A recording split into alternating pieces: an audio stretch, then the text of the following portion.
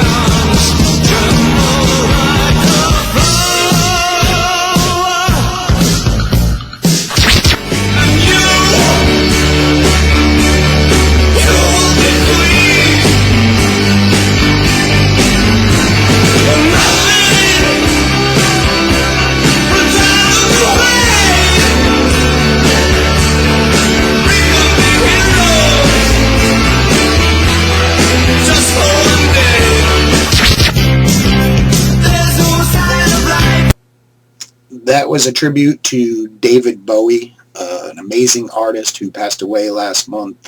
Sadly, he'll be missed in the music industry. He's been around for a while and opened a lot of doors for a lot of the music that you and I listen to today. He put the glam in glam rock, and a lot of his songs are on the soundtrack to my life, as well as I'm sure most of yours. We have a great show coming up today. We're going to interview Mr. Jason Elliott. This guy is an outstanding artist, blows my mind. It would be mind-blowing on paper, but this guy does it on skin. We're going to show you some of his stuff. We're going to have an interview with him. We're going to show you what goes on here in Mego Evolution Studio. As you look around, you can see I am a collector. I also make my own figures, and we're going to show you some of those. I'm a sculptor, painter. I dabble in a little bit of everything. We're going to highlight some of that. We're going to highlight some great artists today. We're going to show you some video clips that I think are funny. Great show. Hang in there, and we'll be right back.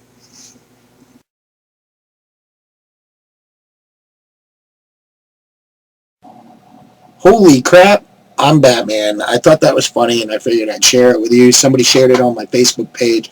A lot of the pictures and video clips that I'm going to show you are not mine. I don't own them. I found them online for free, and you can too.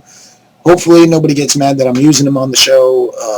This is non-profit, so I'm not making any money off of your stuff. I'm just helping you show it. My stuff, when it's on there, I'll let you know that it's mine.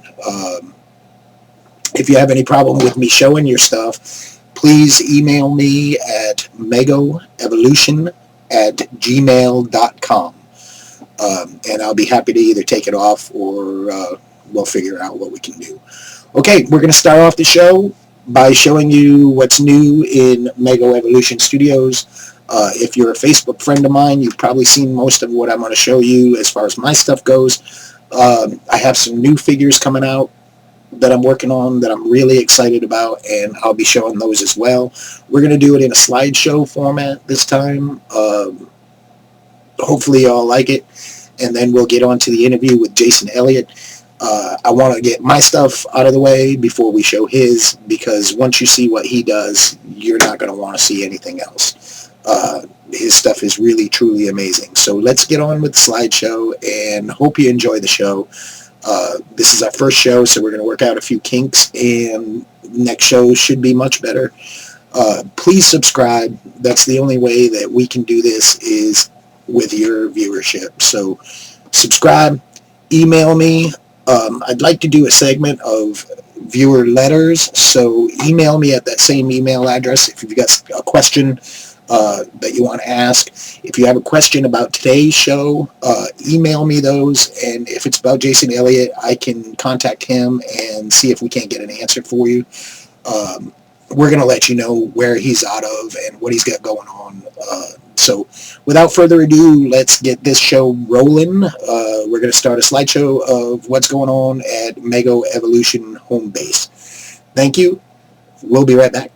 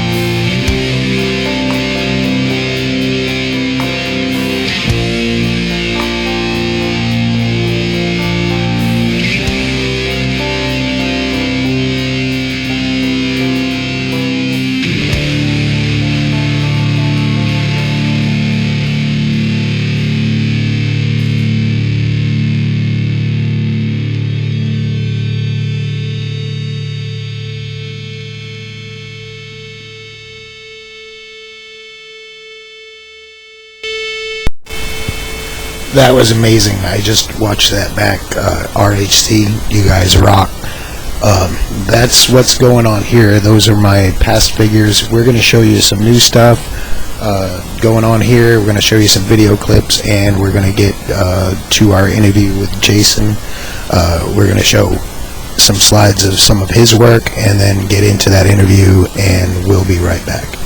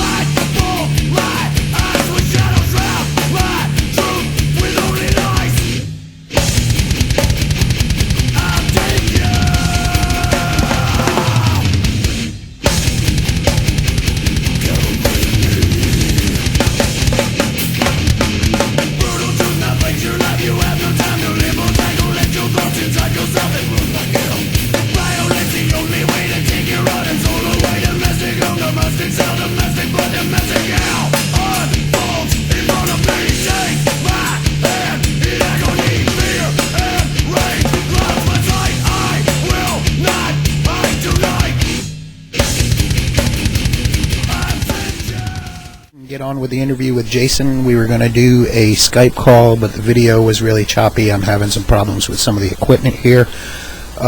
Jason, I want to go ahead and say thank you for taking time out of your busy day to be with us today. And we'll start from the beginning. What got you interested in artwork to begin with? I've been interested since I was a kid. It was always my go-to. Anytime I had some kind of issue I was dealing with or whatever, it was kind of a coping mechanism for me, I guess. I guess that story is the same for most artists. I know you and I had talked on the phone earlier, and you had described that it was your way to escape everything going on around you. And it's the same for me. I sit down and do something, and everything going on around kind of disappears. Next question is, what made you take your passion for artwork further into the tattoo world? It was a hand of blood kind of last resort thing. I tried out a lot of, I used to frame houses, do carpentry, build cabinets, stuff like that. Just from the economy going bad and people going out of work, it got me into going back into the art industry. And somebody just started noticing a lot of the sketches that I was, that I was kind of posting around town and stuff like that, and took me in and decided to give me a shot at tattooing. Well, I know there's a bunch of people walking around with your artwork on them that are certainly happy that somebody did give you that opportunity. Next question. What do you think of the curriculum for art in schools? Man, that's a tough one. It's kind of on the fence thing. I think the last 20, 30 years, our curriculum has just, in a whole, music, creative arts, any kind of thing like that is declined a lot. Mainly, I think, because of all the budget cuts and stuff going on. I think that they're suffocating the teachers that are really passionate about this, and so I think they're limiting, what's allowed. And how much they can actually explore these different fields with kids. I know that they've done a lot of studies recently that's shown how important the art curriculum in a whole is for the creative learning for kids. I mean, it lets them see the world in a different way, in a more creative way. Using plays, to teach people about history, where it brings them in more, and it builds bridges with all the cultural differences that we still have going on. So I think that it's really important. I just think that I just don't think that it's getting the attention that it's needed. What would you tell young artists that are interested in taking their artistic talents into this line of work? Well, I think the most important thing is to extinguish the stigma that surrounds tattooing, tattoo artists in that field. For me personally, I think that tattooing, it pulled me in because I like the challenge.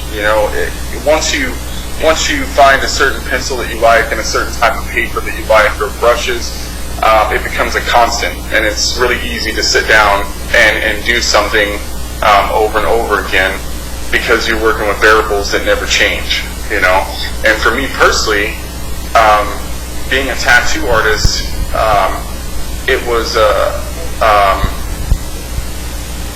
obstacle, that I saw in front of me as an artist. And I wanted to confront that obstacle because skin is always changing and machines always are running different, and the consistency of inks aren't constant across the board. There's so many variables, needles, that you can put out there, and just different makers and different types of steel and stuff. And it's just, for me, it's a lot harder, and I liked the challenge of having that in front of me. So I think for anybody that's in the art field that wants to move past those contents, I think tattooing is a great field to go into, just because there's so much that's constantly changing about it.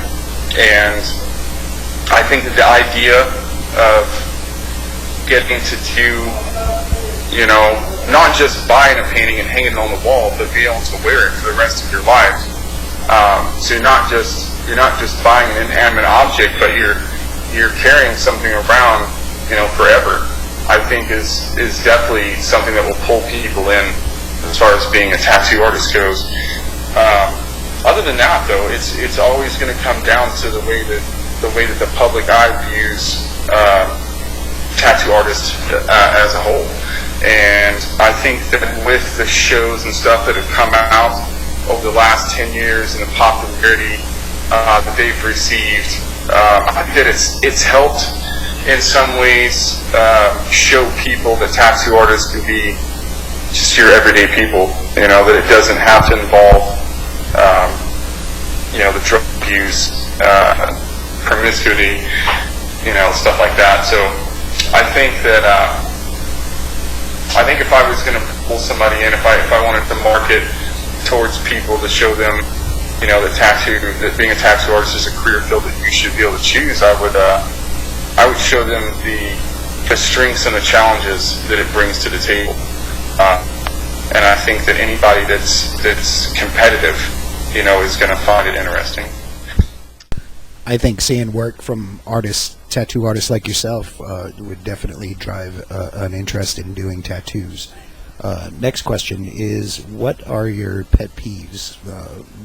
What are things that drive you crazy when somebody comes into the studio? Well, it changes, man. In the beginning, when you're a tattoo artist, you probably have a lot less pet peeves. When I first started tattooing as a flash artist, that's what you have to do, flash and stuff, to just build up the fundamentals of tattooing. Before you can branch out on anything, you have to have basics down. If you can put a good line in, or solid colors, smooth black and grays, then you can't move on to anything else. So in the beginning, I didn't really have a lot of pet peeves, but as I've grown as an artist, I've noticed that they've definitely, those pet peeves have grown with me. I can't stand anybody coming in messed up. We have people that'll come in that'll be, on pills or alcohol or something. One, you can never be sure that they're adamant about getting something like that when they're under the influence. And two, there's been a lot of studies that show that people that have prolonged drug use or drug abuse, their body does not heal near as nice as somebody that doesn't do a lot of drugs. So no tolerance when it comes to tattooing and drugs.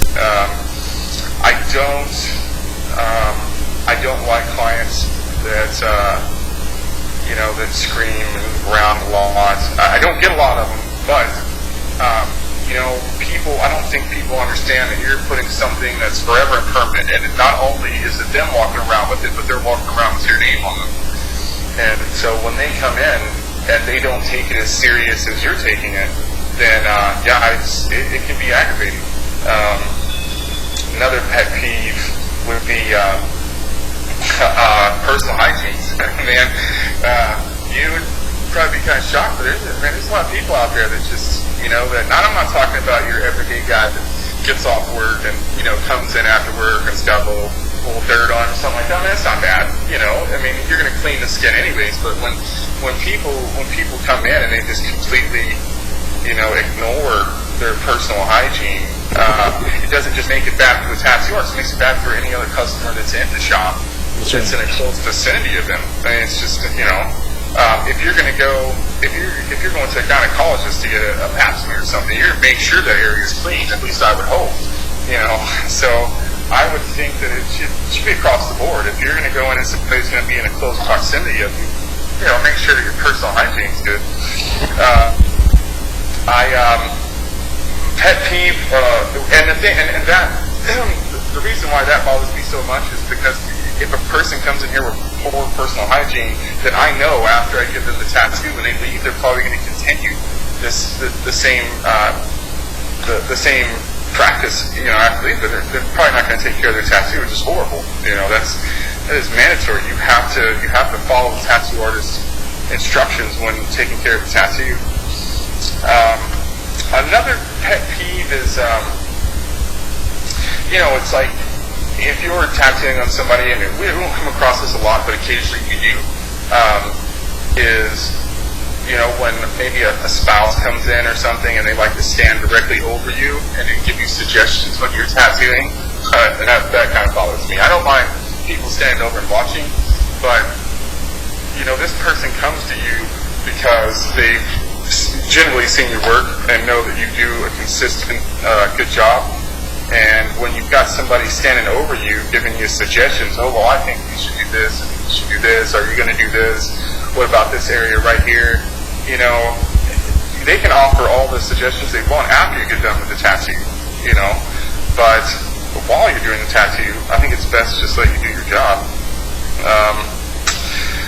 And probably one of the biggest pet peeves of mine, I think, is going to be teenagers getting hand and neck tattoos. I am completely against that. I turn them down. I will not do them. I do try to talk to them and make suggestions about maybe putting them in a less prominent spot so that just career-wise. That's also the difference between a good tattooer. Not necessarily, I think one with good morals, I think. That's a big difference because there are some people out there that view tattooing as just a dollar sign. And those are going to be the people that are going to stick a tattoo wherever. They don't care. They have no concern about a person's future when they walk out the door. And then you've got tattoo artists that are in it because they love the art, And for me, that's what it's always been about. And so we do have people that come in, 18, 19-year-olds, that will want to get a tattoo across their fingers or on their hand or neck, and I'm 100% against that. I think unless you are already established in the art industry, or you are established already in the music industry or something, then tattoos like that can actually bring more popularity to that field. But for anybody else that just has a normal job, I think that's a horrible idea. And I've turned down many people that have come in and told them that that's just not something that I will do. So that's probably my biggest one right there. And I guess the last one would be people that walk in and they always ask what's the cheapest I can get a tattoo for. I think that's every tattoo artist pet peeve. And here's the thing, it's not because we don't mind doing a tattoo at a discount. It has nothing to do with that.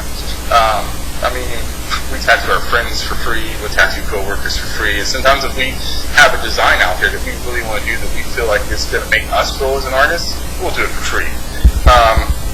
But when somebody just comes in and they start off with, what's the cheapest that I can get a tattoo for? Man, that's a horrible way to start. I mean, you're talking to a person that is going to put something on your body that you have to live with forever. Forever.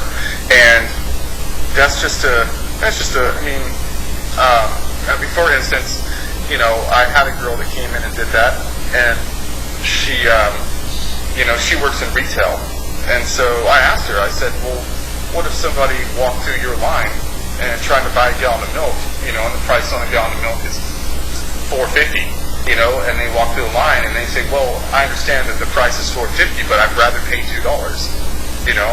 And she's like, well, I can't sell it, so I have to sell it for $4.50. And I was like, exactly. I was like, you know, you can't come in and expect to buy a product and just throw, you know, a super low number out there, because it's insulting, really. You know, we work hard on these designs. I mean, tattooing is not something that you can jump into and throw a few hours in each day and then go home and live it up. It's not the way that it works. I generally work at least 70 to 80 hours a week, and I always take my work home with me. And I think that any other tattoo artist that's in the field that's taken it seriously understands where I'm coming from. Like, it can suck the life out of you, but at the same time, you do that one awesome tattoo, and it's worth it, you know? So that's probably about the end of the pet peeves, I think. That's awesome. Believe it or not, there's a top 10 list of pet peeves online.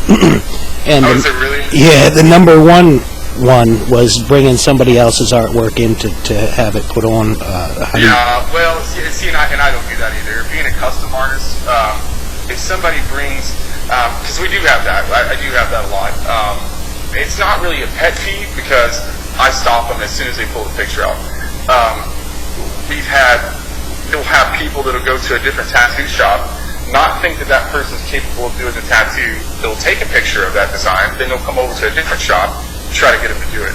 I've had that done to me. I posted a design up that I really wanted to do that I made myself, and this girl really wanted it, and she did not like the price that I gave her, so she printed it off and she took it to a different shop, which is something that when you're working with social media, it is a risk that you always take. Luckily, she took it to a guy that was who followed me on Instagram, and he knew whose work it was, and when she brought it in, he told her that he absolutely was not going to do it, and that nobody respected thieves, and that's basically what that is stealing. And the reason why I don't do tattoos that people print off and bring in is because I am an artist, and I know how hard I worked to come up with that design. So when somebody brings in an image that they took on Pinterest or whatever other social media site they found it on, and they say, hey, I want this tattoo, I'll tell them right off, you know, in the very beginning, I will design you one that's similar, but I will not do that tattoo. Because I know how hard, you know, we do work to come up with those designs, and you have to respect that. And so, yeah, I'm definitely against that. And people also need to understand that if you're going to pay for something to be on your body forever, it needs to be yours. You don't want 1,000 other people walking around with it. You know, so let the person be creative. That's what you're paying them for, and come up with something that you can wear, that you can be proud of. So. Okay, right now we're looking at some slides of the pictures that you sent me of what you thought was your best work. I guess the next question is, what qualifies it as your best work? I know for me, I'll do something and then I'll set it on the table and I'll look at it for hours and hours and pick it apart and find things that need to be fixed or what have you. Absolutely, man. Any good artist, that's exactly what I do. I do a tattoo, and then I take a lot of pictures of it, and I go home, and then I stare at it. And then I'll walk away for a while, and then I'll stare at it again, and I will pick out all the things in the tattoo that I feel like that I could have done better. Yeah, that's me. And that's an issue, I think, with all tattoo artists, or just artists in general. is that you're always going to be the biggest critic of your work because you can see the flaws where other people don't see them as flaws. So the best tattoos for me are the ones that I feel like that I grew from the most. I will deliberately create designs because I'll create something that lets me know that if I tattoo this and I can pull it off, then I'm not only growing as an artist, but lets me know where I'm at, presently, and what I need to work on, and in the areas that I feel like that I'm succeeding in. And so the ones that I feel like are my best tattoos are the ones that helped me grow in the areas that I felt like I needed to grow the most. Like I've done a tattoo, I did a tattoo, and I hated it. I really didn't like tattoo at all. It got a lot of likes, and everybody kept coming up and complimenting me on it, and we're talking about how they had seen it, and they just really loved it. I hated the tattoo. I thought the fundamentals were there. It wasn't a bad tattoo. I just really just didn't like it, and I did post it, but then every time I see that it, when it's posted or somebody makes a new comment on it, it makes me want to take it down. So it's, you can do a tattoo that everybody else will think is awesome, and you can think is cool. So there are definitely a few tattoos that have stuck out in my mind. I'll get a new machine in, and I'll just really want to try that machine out. So I will come up with something that I feel like will challenge me as an artist to pull off. And so I'll post it, and then if somebody grabs it, that gives me opportunity to grow. I don't mind giving them a discount, when it comes to something like that, because ultimately they're paying me for me to get better, and that's the kind of the perspective that I like to look at it as. Some people will say, oh, well, I don't want to do this because it's worth so much more than that. But at the same time, I look at it from the opposite standpoint too, thinking that, okay, well, this person is still paying me some money for me getting to grow. Basically, I'm attending a seminar for free and getting a little money out of it too. So I would say a lot of the pieces that I feel are the best are the ones that I've pretty much offered up incredibly cheap just so that I can grow. And for right now, I've got some new designs coming out that I'm designing on purpose so I can get better as an artist. But those will probably continually always be my favorite tattoos. Those that I deliberately do so that I can grow. And final words of wisdom. What would you say to upcoming artists of all kinds? That's kind of easy. Man, it's to be open. Art is about self-expression. It doesn't matter what field it's in. It's about self-expression. Sure, there's always going to be fundamentals in the beginning that any artist is going to have to learn, no matter what field that they're in. There's always going to be those little things that you have to know. Once you get past that, it's 100% on you. As an artist, everything around me is an influence. Everything.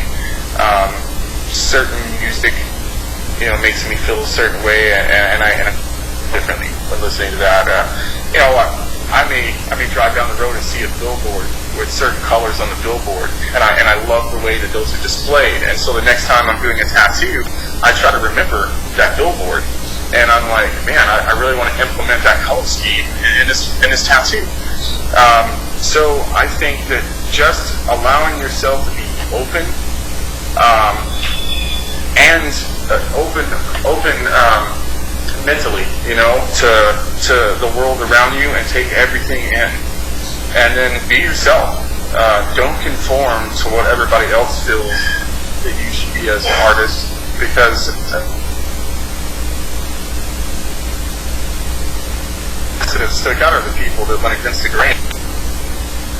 People that tried to do their thing, and nobody starts off, awesome in the beginning. It takes a lot of hard work, and I think perseverance and just keeping a positive outlook is also extremely important. I think that's really about it, man. It's all about being yourself and having a lot of mental focus that's gonna it's gonna make you do something in that field. And it may take you 2 years, it may take you 10 years. You know, I personally know a guy that's been tattooing for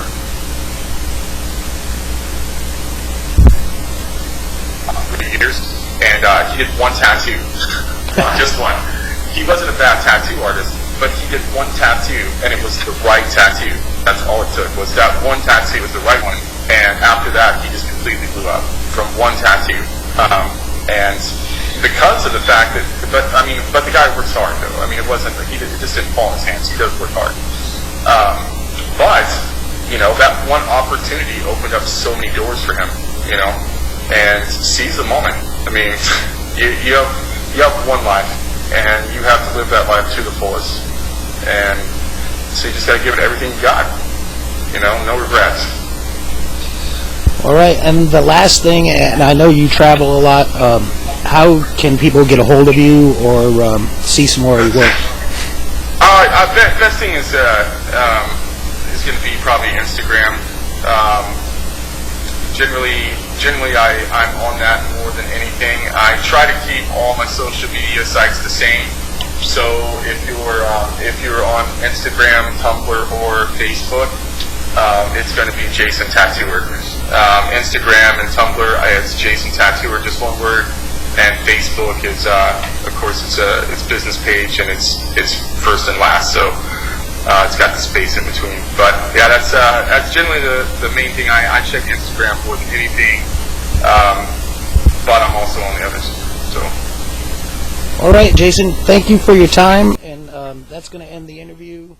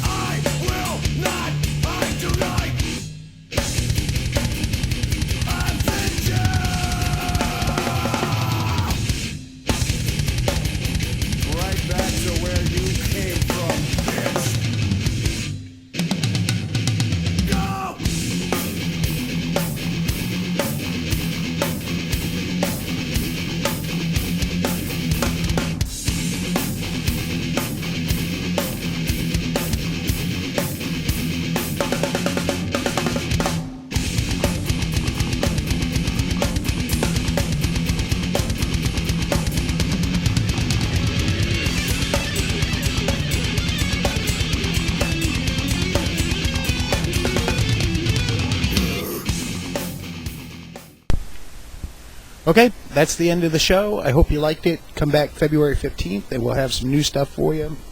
Peace out.